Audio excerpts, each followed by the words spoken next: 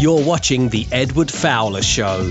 Now, here's your host, Edward Fowler. Welcome to my show live here on YouTube.com, and we're making history tonight because for the past number of years since we moved the show from Skype, where my guest this evening first joined the show on, we now got it to work in high definition for Zoom. So for the past number of years, you may have seen my guest coming on here very blurry, and I never knew how to fix it. But it was a very simple trick, and I had some help from AI to help me to answer that question. So please welcome to the show for the first time in 4 years, I believe it's been. Wow. Which has been crazy, I have to say, been absolute crazy, but you're here. Umar Sadiq, welcome back to my show this evening. How are you?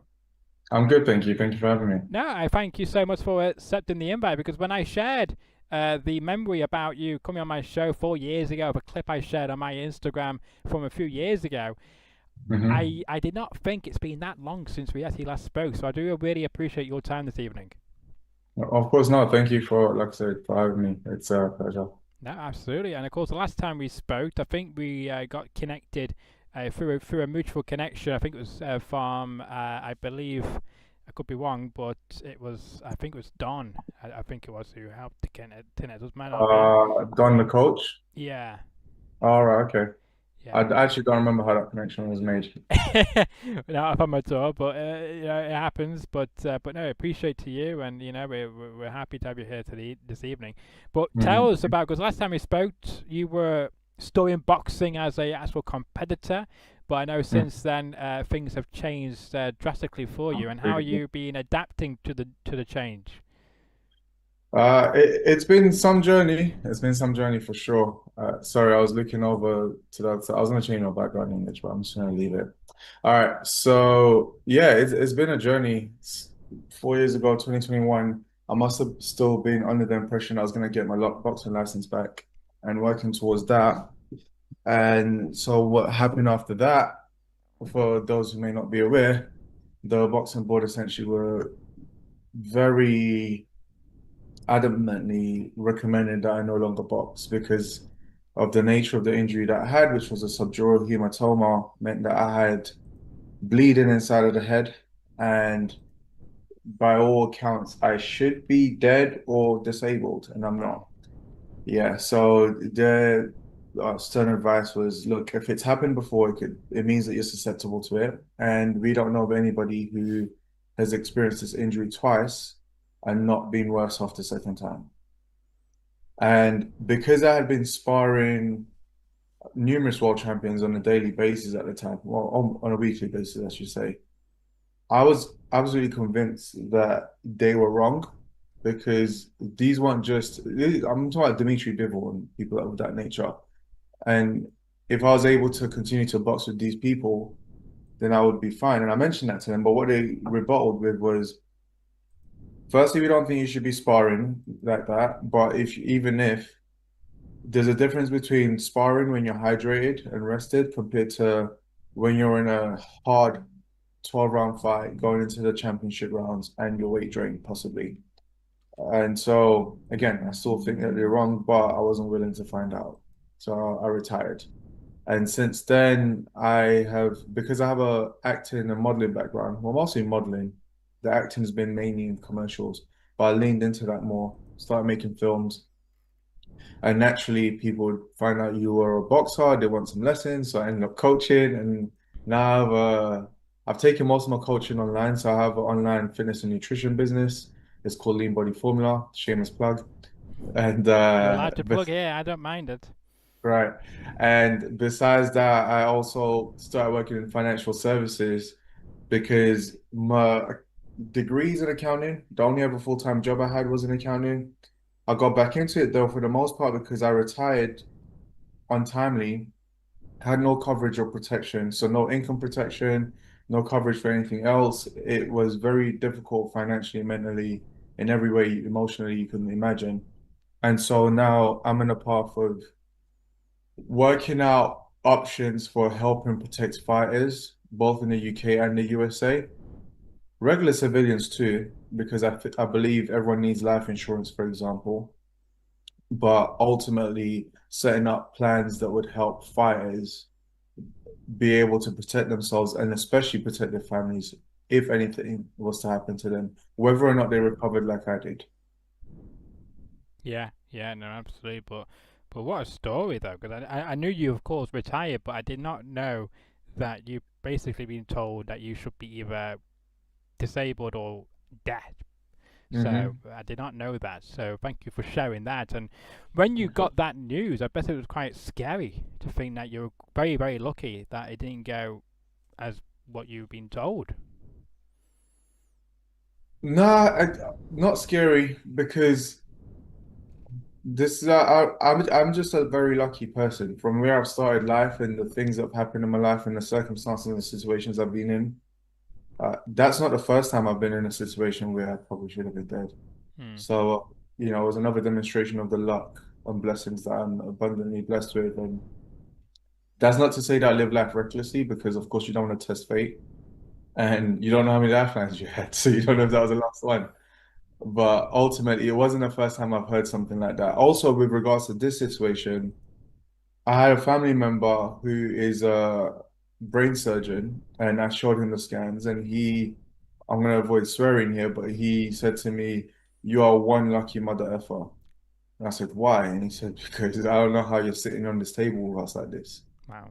So, yeah, I knew that before meeting of the board, and it wasn't scary. It was more so just like, damn, I am a lucky individual. Yeah, no, you are indeed, and and you've been given this, I guess, 9 lives, as people will say, and you're using it to, spread Hopefully there were positivity. more. Pardon? Hopefully there were more than nine. Yes, I'm sure there is. I'm sure there is. But I mean, you've been given this, I guess, this chance and to I guess reinvent yourself, to reinvent, I guess, your life as well, and you're using it now to motivate others in a positive way. And I guess when you first began going down that route of being, being a role model, because even though you were already a role model from the boxing side of things, but then going into this, lifestyle and fitness coach and all of that, what made you to go down that route, and how soon did you think that this is something I want to pursue, because there was people connecting with you in a way which was great, because people could relate to you in some kind of sense. Yeah, it was about 2 years. So over about 2 year span, 2021 going into 2022. So about 2022 is when it started picking up. And like I mentioned, people would hear I was a boxer, they'd want me to coach them. And I was doing that. And I got to a point where I wanted to get more one-to-one boxing clients. But because I've been an entrepreneur most of my life outside of being an athlete, I thought to myself, well, I only have so many hours in a day. Yeah. And unless I'm charging like 500 quid a session or more, I'm probably not going to make the money I want to make just coaching people one-on-one in boxing. So there's got to be a better way to make more money. And that's when I discovered coaching online, which is obviously not coaching boxing. Actually, I'm working on something with that. But it gave me an opportunity to build something where I could earn more than the limited hours that we all have in a day would allow me to if I was only earning when I'm physically working. Plus, the downside of only being able to earn when you're actually working. So I started building that, working on it. I thought it was only going to take me a year to get to where I want to get to with it.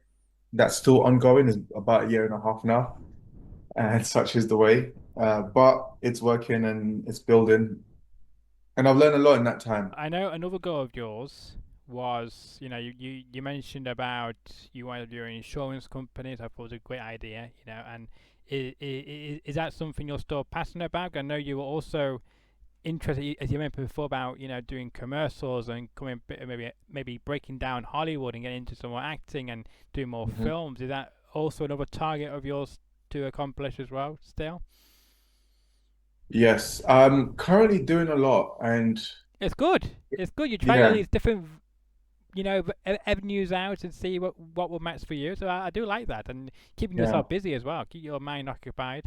Well, I'm trying not to be as busy as I am, to be honest. The thing is, most people recommend focusing on one thing.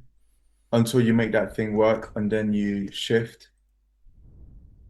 The nature and the circumstance under which I live right now are that it feels as though I'm having to work on so many different facets at the same time because some things feel as though they are passing you up or the opportunity is passing you up. Or you got to make money because Los Angeles is not a cheap place to live. I mean, it's Yeah, not unheard of to hear someone paying $5,000 a month in rent downtown. So I remember even last year, I was saying to one of my friends, I said, I've never made, I don't want to disclose exact numbers, but essentially, actually, I'll just say, basically, I said to my friend, I never thought I'd be in a position where I can make 7K in a month and still feel broke. So the nature of that is you definitely have to hustle, you have to keep going, and you have to, there's a balance to be struck. But yes, the answer to the question is I am still acting, I am still making films, I am still writing scripts, I am still coaching people online and coaching boxing clients in person, admittedly not as many right now. yeah, I am still creating content for social media. I am still improving my skills and my knowledge and my value as a financial professional so I can help families and especially athletes. And the next step of that is going to be to obviously build a brokerage so that I can expand what I do because I can only reach so many people individually, and that would come in time. So many hats at the same time, but it's if you're willing, you'll do it. It doesn't, I mean, it makes it harder having a child. I just got her to sleep right now, timed it so she can nap whilst we're on this call. And these are the challenges that I have to overcome to make things work. And it's that saying, where there is a will, there is a way. I've almost just accepted that at this point in my life, I'm willing to give up the next 5 years of minimal fun and recreation unless it comes with value that goes beyond what money can buy. So, for example, if I go and play football in the weekend, I'm not just doing it because it's fun, I'm doing it because there's community. yeah. There are the people I'm interacting, engaging with, and connecting with, and we all need that. But short of meaningful human connections, then I'm limiting how much recreation I'm doing right now, unless it's a much needed rest. And I'm happy to do that for the next 5 years. And if it takes 10, it takes 10. Like we just mentioned, you set the goal, and if it takes longer, it takes longer. Mm. Because I know the payoff would be great. Yeah, no, absolutely, I agree. I agree because it's like it took a different topic, but I mean, it took this one guy 8 years before his YouTube channel blown up. Mhm. So sometimes, for some reason, it just takes time, doesn't it, to build up your brand, and for the algorithms to work in mysterious ways to drive people to you, to your Mhm. audience, and help you to Yeah. grow. Yeah. There is a common saying. It says it takes 10 years to become an overnight success. And I think that a part of that is the compounding return on the time, the effort, the skills you learn during that period.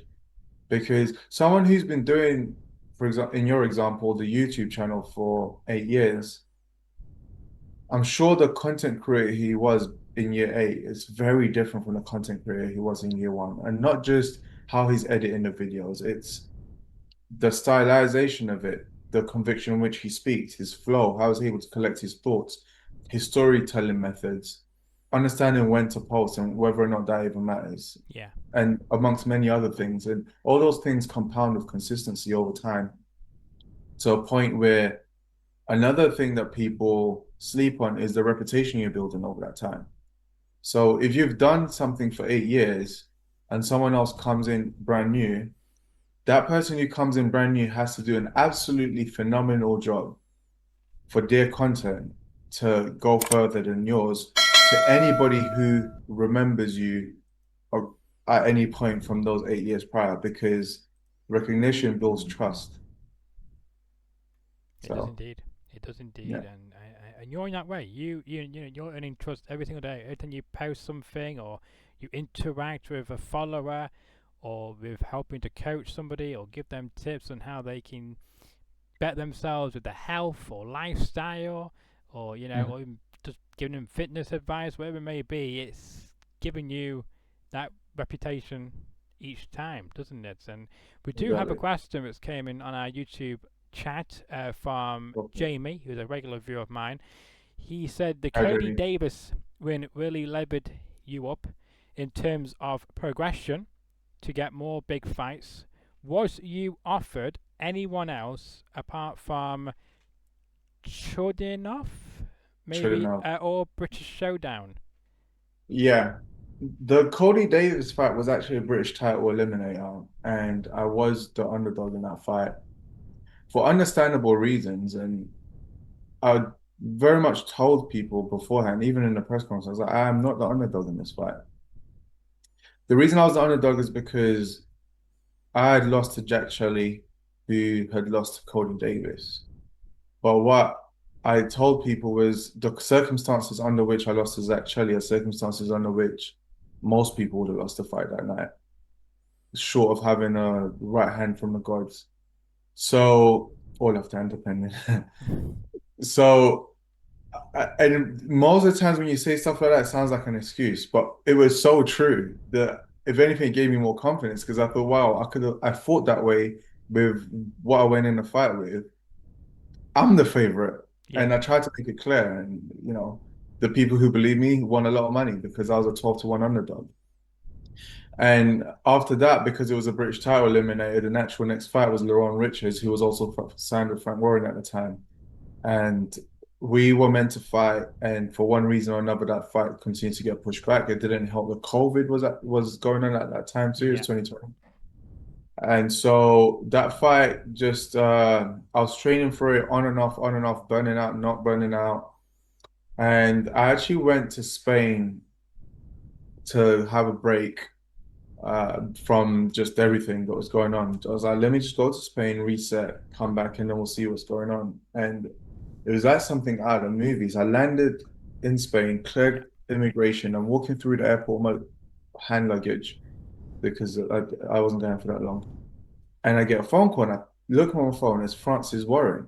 It's like, what's Francis calling me for? So I pick it up and he tells me this opportunity for a world title against Shunov in Russia. And I really thought it was kind of surreal because I just come off a plane, walking through the airport. Francis doesn't call me all the time. And then he's telling me this. And it's like, this feels like a Cinderella moment. So I told him I'll think about it, gave it a few days and came back and said, you know what, I'll do it. Because again, it was COVID. We didn't know when things were going to open up. I didn't know the next time I was going to be able to box. I hadn't boxed since February. I wanted some momentum. Prior to that, I had been boxing like 4, maybe 5 times a year because I went out on a circuit and just did my own thing in small hall shows to stay consistent. mm, And yeah, so I took it. I thought I had the beating of Trinov, and obviously that led to where I am today. But those are the only two main fights that were offered. There were talks of fighting Willie Hutchinson also, but that didn't materialize for one reason or another. that's a shame. That was Uh, the only other serious person that was mentioned, but yeah, that didn't go far. It was Leron Richards and then Chulino. yeah. I guess on top of that, then, do you miss being involved in the boxing side of things, like being, preparing for a fight, getting to train and then going out in front of the public to back up what you've been saying in the whole training and all the press conference? Do you miss that side of things, or you're more like, I don't miss that at all, and like you're enjoying what you're doing at the moment? It's a double question because in order to box, you need to A, have a screw loose and B, have a unhealthy love for a sport that's so dangerous and painful. Yeah, So I miss sparring, I miss fighting, I miss fight week, all of those. Actually, yeah, fight week is a bit of yes and no because I love the excitement of the event, but I don't love having to not eat as much and drink as much because I'm making weight. Which takes me into the things that I don't miss, which is making weight for one, for sure, mm, and having to go back to another session, your second session, your third session in a day. when you already feel so broken and tired and drained and everything in your body's asking you to sleep, but you got to get up and get back to the gym. Then also the sacrifices that you got to make. I've missed more birthdays and holidays and family events than I can remember. Mm. So yeah, that part I don't miss, but I do miss being involved. I enjoy a fight night. I am a genuine boxing fan. Till today, I enjoy being at boxing events. So yeah, those are the things I miss and those things I don't miss. Yeah, that's understandable. But I mean, it's a good answer. I did like your answer there, and I know now as well.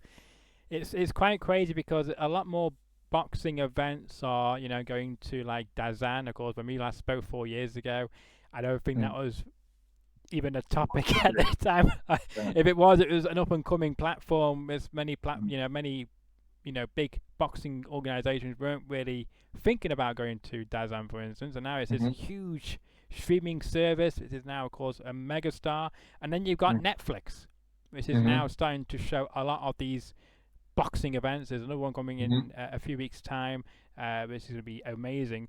But I mean, are you intrigued to see all this? I guess talk now of boxing. It seemed to be booming again after a few years of being a bit of a flop, and now it's coming back into, I guess, the entertainment side, capturing just not just boxing fans, but people who may never even watched boxing before, but now being, I guess, exposed to it for the first time. Yeah, like most things, boxing has its season, and too often when boxing goes through a dip, people say, "Oh, boxing's dead," but it's seasonal, like most Yeah. things. And a season doesn't have to be within a year. The landscape has been shifting a lot. I remember when the Zone first came out and Eddie Hmm. Hearn went with them, and people were laughing at him, and they were saying things like, "I'm not going to box in an app." Yeah. I do remember at the time hearing that and thinking, these people sound like the old people who don't want to move on with the times. Yeah. That's And now not to look at it say now. that, They're all now they're laughing right? at those, aren't Yeah, they? exactly. And it's not to say that I knew that it was going to go as far as it did, Yeah. but I just remember thinking that sounds like one of those things that someone's going to pull up down the line and they're going to regret saying it. Yeah. So that's worked out for them with the Zone and Netflix. Turkey Al Sheikh's had a lot to do with all of this, and he's got to get his credit for that because we went from waiting years upon years for fights to marinate and people not wanting to fight each other because the money wasn't there to Turkey going, I'll just pay you the money, just fight. And Mm. people started taking fights that they otherwise may not have taken because they just couldn't pass up the money. Yeah. And then we started having events like five main events on one card and the 5v5 and all these fantasy fights. And they have the pros and the cons because it's not very sustainable. Because the obvious question is what happens if, I should say if, but likely when, Turkey and the Saudis decide to leave boxing and fighters can't make that kind of money. Mm. Boxing will be okay if enough fighters recognize that this is a gold train that ain't gonna be here for a long time. And if you miss it, you miss it. And so if and when Turkey leaves and the Saudis leave, if fighters accept that, okay, the train is gone, we'll go back to making what we make, then boxing will be fine. But if fighters are not reminded that this is a rare opportunity, then it would actually be worse after the fact because then they're going to be asking for money that just isn't realistic. Yeah. And unfortunately, a lot of fighters don't have the economic know-how to be able to cal perceive how much money a fight is actually generating. And that goes in both ways because sometimes you get fighters who get hard done by because they're not understanding how much money they're actually helping to generate. But on the flip side, you have some fighters asking for ridiculous money just because it sounds cool. Someone's been in the ear, they heard someone else made this much, but they're not comparing apples with apples, right? So if a fighter was to box, say at the O2, 20,000 capacity, let's say an average cost of a ticket was, you know, let's just even say 500 quid, right? So then that would make about 1 million in the gate alone, if my math is right off the top of my head. And then besides that, you've got, let's say it was even if it wasn't a pay-per-view fight, then you've got other revenue streams such as if the promoter had a deal with a venue to get a percentage of the beverages and whatnot. And then you got sponsorships, you got all of these things. You got to look at all of those and say, okay, how much money then TV rights? You got to look at all of those and say, how much money is this show actually probably making? How much is it costing? Or that's how much is it generating? How much is it likely going to cost to put up? And then we have the profit, and then how much that profit should I get? Again, some fighters drastically overestimate what those numbers are, and some drastically underestimate what those numbers are. Um, but yeah, more education. As we're in an information age, I think more fighters are learning things. But ultimately, if fighters are able to start to learn those things, they'll start to understand that the Saudis are actually not necessarily in this for profit at this moment. It doesn't seem like. Hmm. It seems as though they're mostly doing it for. I'm gonna say something and not too many people say loudly. Well, I don't know if they think about it, but I see a big part of it as economic, not warfare, but the defense. And reason is this: when we hear about atrocities happening around the world, when we don't feel very connected with the places, it kind of feels so far away that most people ignore them or make excuses. The people are kind of dehumanized. But when you hear about atrocities in places that we're very familiar with, it changes. Like if you heard a bus crashed in Italy and 50 people died, or Germany, people are like, oh man, that's so sad. Hmm. But then if they heard that same story from a place like, I'm gonna say an obscure place like Madagascar, I'm like, yeah, oh, that's sad, and that's it, right? Yeah. But what Saudi has been doing is they've been making themselves so known. People go in there for different events, not just boxing. So WWE, football, Formula One, all types of events. But also they're plastering their name and their flag and their influence all around. So they are in our consciousness. Now, if you were to hear that the US invaded Saudi Arabia all of a sudden, you're like, oh, why are they doing that? Yeah. As opposed to if they went to another place that wasn't as known. Now, maybe I'm thinking too deep, but I do feel like that's part of why they're doing it. And also another part is, of course, I think that they are investing in tourism because they evidently by everything they're doing with the resorts they're building and all the infrastructure they're building, they are trying to attract people. And I wonder if that's because they just want to expand or because they don't see a long future in oil Hmm. or whatever the reason is. Point is, though, what's undeniable is Saudi are making a push towards increasing tourism to Saudi, and they are investing to bring attention to that. Hmm. And so I don't think they're necessarily in it caring necessarily about the short-term profit. I think they're looking for long-term gain. And besides that, I also think there is a strategic defensive structure there. Yeah. No, I agree with that Mm. because of the fact that we got the saying now over there is the Saudi or the Riyadh season. Of course, that was not really a thing a few years ago. Now they got this Riyadh Right. season. They are, Mm. I believe, with what you're saying, building the tourism in Saudi Arabia because, of course, there isn't much to do. Before all these events went over there, all these different Hmm. companies that you mentioned before, so they are definitely investing for the future. So I don't Hmm. think this is a short-term project, as you just said. I agree with that. I think it'll be long-term. I think this may be the future for many more decades. Because even the snooker is now thinking about going to Saudi Arabia, saying goodbye to Sheffield because it's a pay dump and needs a lot of work, and let's just go to Saudi, where all the fans are, where all the money is. So it's a booming place, Saudi Arabia at the moment. It used to be, of course, Las Vegas. That used to be the Yeah. booming place to go. Everyone wanted to go to Las Vegas. Now it's all about Saudi Arabia, Yeah. with the being a part of the Riyadh season, as it's now called. Exactly. Exactly. And that's very smart of them, that branding Riyadh season, because again, now you know the place very well. Yeah. Vegas is always going to be Vegas, I believe. And when you look at it from that perspective, it starts to make sense because the return on investment from a marketing standpoint is so much better by paying for events than just paying for an ad that comes up that people are going to just swipe away from and not care.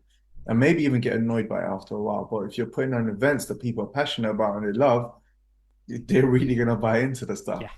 Like you mentioned with the whole Riyadh season and everything. Yeah. Indeed, indeed. But before we let you go, just got two more things to point out, and then I'd be happy to end this to make sure we end this on time, because I appreciate your time this evening, even though it Yeah. might be my fault for being a bit late, so I do apologize for that. Firstly, I just want to ask you, have you got any regrets in your career or life so far? Any regrets at all? Yeah.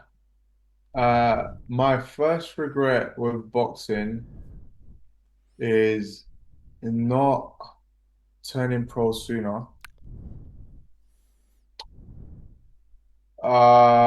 Besides that, it would be not taking action on things that I observed when I was doing it because they might have upset somebody else. Actually, it's part of why I went pro later than I should have too.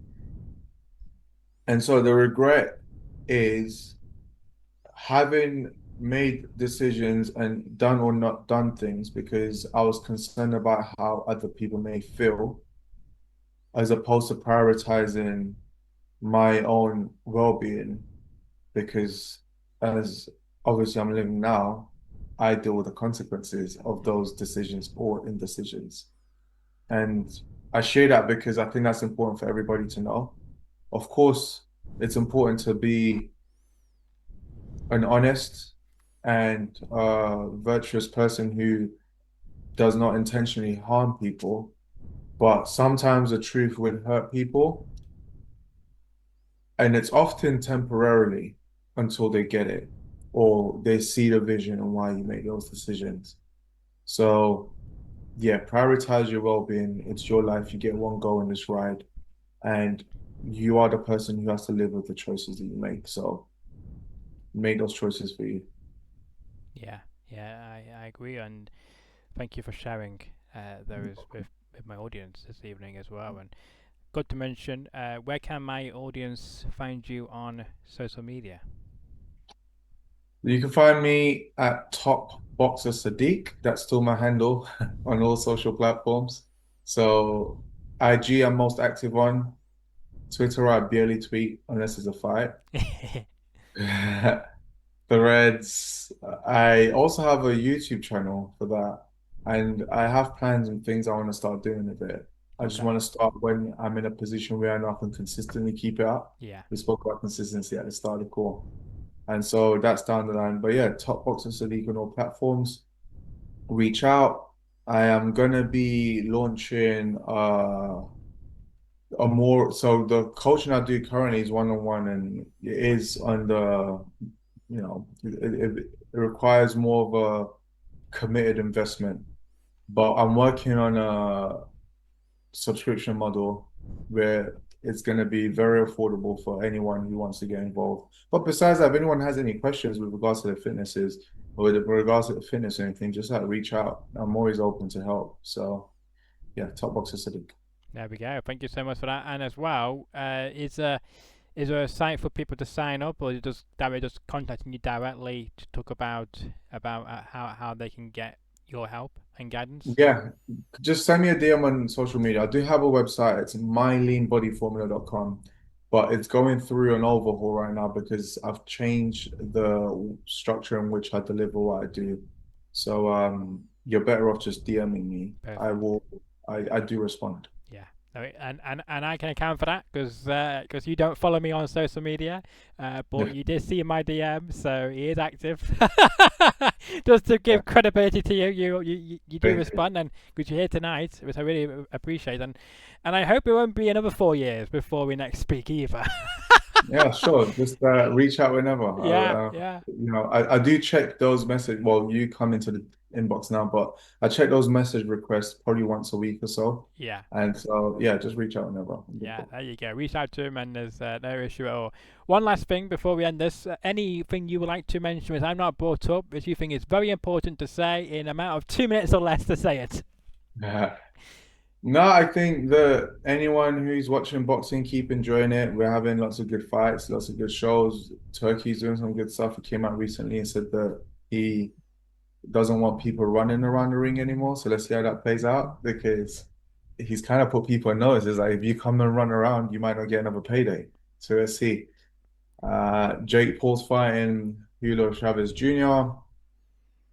It's a casual boxers fight, but that's happening on Netflix, which is a good thing. We want Netflix to be interested because it's exposure for fighters. And besides that, just thank you for tuning in. I hope you guys have a great rest of your day. If you've liked anything that you've heard and you want to reach out, do reach out. And yeah, I wish you all the best. Yeah, can't say any better myself. And thank you so much for your time tonight. And you made history because this is the first video in high definition from my guest perspective. So hooray, we've solved the issue. So thank you so much for being, I guess, the first to be the first in HD since we moved from Skype to Zoom over about 3 or 4 years ago now, and I've You're never been able welcome. to figure it out until today. So thank you for I'll making send you an history. invoice. Yeah, absolutely. Once again, thank you Yeah, so I much. said I'll Enjoy send you your an evening. invoice. All right, yeah, you too. All right, take care. Yes, you too. Likewise. Take care. But that was Umar Sadiq here on the show tonight. So what a pleasure. What a guy he is. And it was great catching up with him for the first time in 4 years. You can now see two of me there. I'm going to remove that. Let's just go to this window. He had to see me in full screen here. What a great show. Unfortunately, we did some technical faults. So what we've done is we have merged the two streams together. We were live for 9 minutes. For some reason, some issues going on here on this software. Again, I do apologize. I try my very best to make sure there's no technical issues. These things happen from time to time. I am resolving things, as you are aware of. It's took me a very long time to resolve that one issue because I've said to many people who've been on the show, I don't know how to correct this. I apologize, but for some reason it comes out blurry when I post these clips. But for the first time ever, this clip, and I post this tonight on when you'll see it on YouTube tonight, and also on my Instagram or over Facebook page or wherever else you may see me on, you will see a very much high definition video clip of Sadiq. So I'm looking forward to that. So it's going to be fantastic. So I made history tonight here on the show. Hooray! We've solved it. After all these years, I finally get a high definition of this show after moving from Skype to Zoom many moons ago. We resolved it. I'm a bit late, but oh well. The content will be so much better now in high quality for you in 1080p as well, as I'm going to hopefully try and keep live because, of course, we do have some issues with the software at the moment. So I will investigate even further in getting those fixed before our next guest. Now, as usual, if you enjoyed the episode, give it a like on YouTube.